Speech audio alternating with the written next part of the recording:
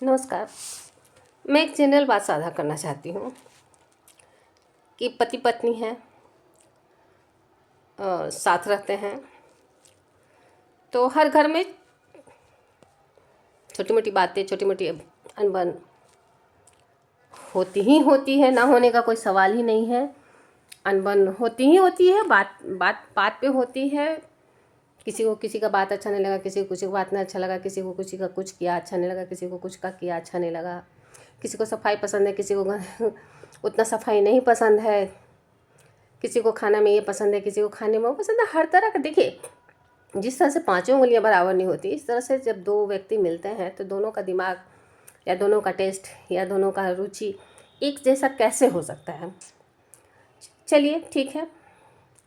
इस बीच में क्या हो जाता है, धीरे धीरे बात का बतंगर बनना शुरू हो जाता है, बातें बढ़ती चली जाती हैं। तो बातें बढ़ती गई,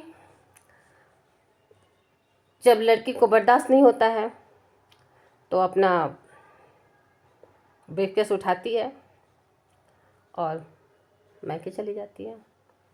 अब मायके में भी देखिए कई तरह के लोग होते हैं। ऐसा नहीं है कि सब लोगों को उसका आना अच्छा ही लगता है, ऐसा नहीं है। कई तरह के लोग मायके में भी होते हैं। ऐसा नहीं है कि लड़की आई तो सब लोग उसका फूल माला लेके स्वागत करने के लिए तैयार होते हैं। तो कुछ लोग उसको समझाने का भी प्रयास करते हैं कि ज़िंदगी बहुत कठिन है, कैसे गुजारोगी, पति ही सब कुछ होता है। जो आजकल जो आम महिला है यही सब कहती हैं, यही सब समझाया बुझाया जाता है ताकि उसका परिवार बस जाए। ज़िंदगी की राह कठिन है, कैसे गुजारा करोगी, क्या करोगी, कैसे करोगी। तो उसका जवाब क्या होता है ये सुनिए। मैं भीख मांग के जी लूँगी।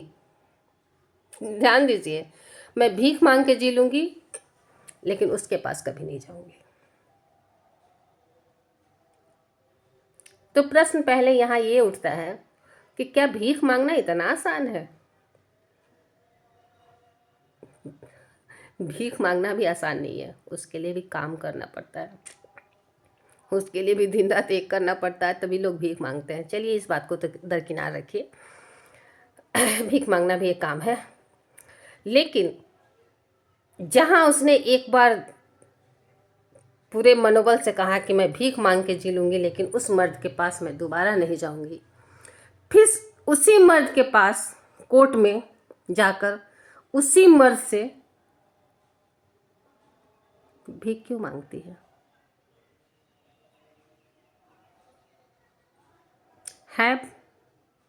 ना बड़ा सवाल। फिर उसी मर्द से उसको भीख चाहिए जिस मर्द के साथ उसको नहीं रहना है। उसको आम पब्लिक से भीख नहीं चाहिए,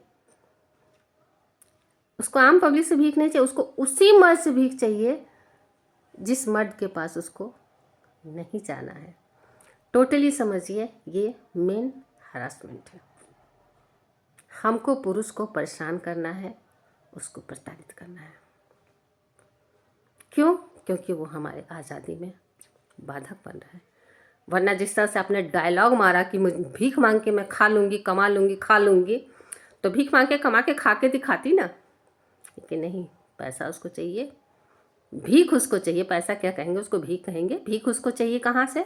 देखिए, मैं नहीं कह रही हूँ, वो खुद कह रही है कि मैं भीख मांग के खा लूँगी। ये मैं नहीं कह रही हूँ, इस बात को आप लोग उतना तूल मत दीजिएगा। ये मैं नहीं कह रही हूँ, वो खुद कह रही है कि मैं भीख मांग के खा लूँगी लेकिन उस मर्द के पास नहीं जाऊँगी। फिर वो भीख मांगने उसी मर्द के पास, उसी कोर्ट में क्यों जाती है? बहुत बड़ा सवाल है। मेरे समझ से तो पड़े हैं। अगर आप लोगों को समझ में कुछ आए तो बताइएगा। धन्यवाद।